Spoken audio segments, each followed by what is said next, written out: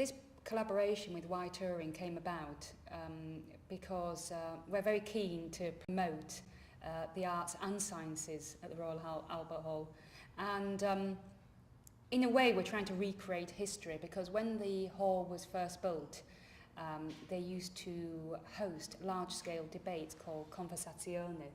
and they used to debate topical issues. It's never been done since, and we're attempting, bravely I know, to transform the Royal Albert Hall into a huge debating arena,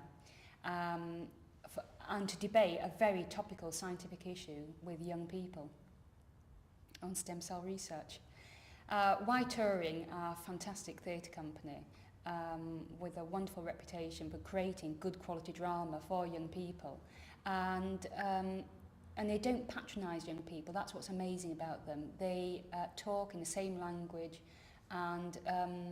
really debate some very intellectual issues, but in a way that young people can fully engage with. This project started about a year ago when Y Touring Theatre Company was approached by the Medical Research Council to develop a theatre of debate programme to engage young people in an informed debate about the ethical issues arising from advances in stem cell research. Okay, and the way we put the project together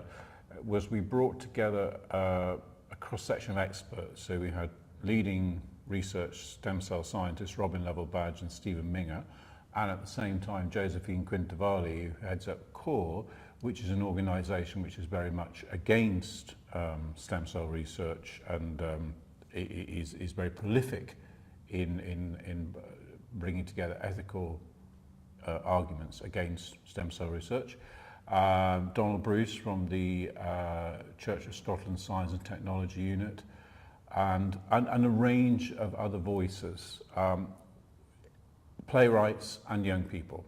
And the idea was we spent a day actually debating the subject matter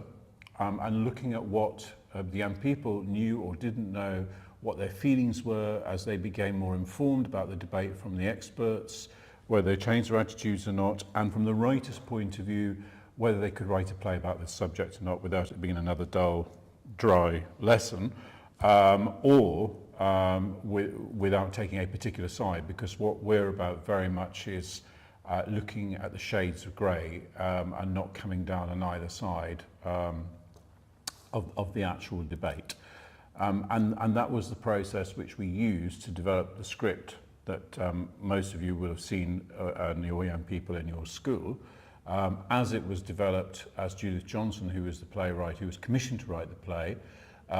we invited the experts to form an advisory group who read the play at various drafts, who looked at the educational resources, the lesson plans, and again,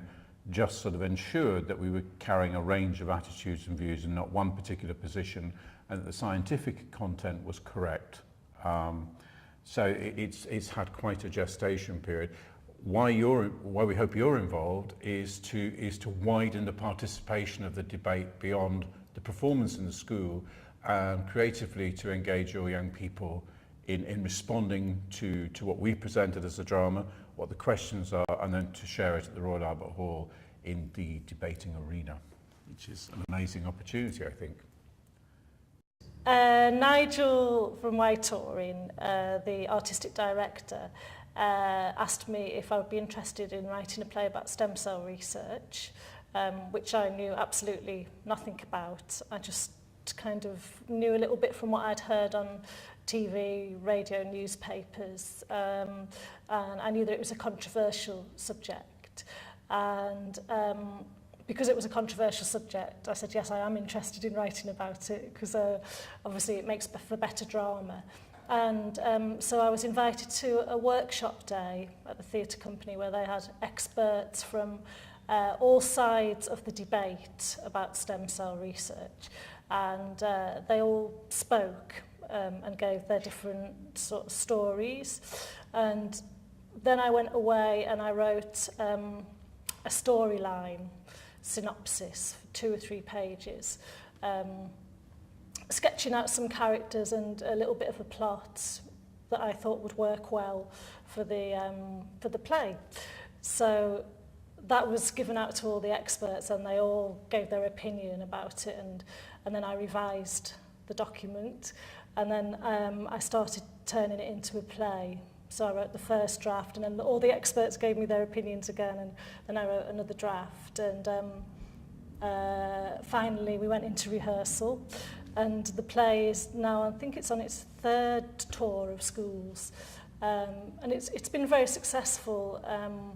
and I think that's because if you take a piece of drama into a science class, or you show it to science students, it brings the issues alive in a way that it's quite difficult to do in a everyday lesson, and it allows the kids to get involved in the real sort of controversial debate at the heart of this subject. I think science teachers find it quite helpful, actually, and it's not always a science class that sees the play. It's used in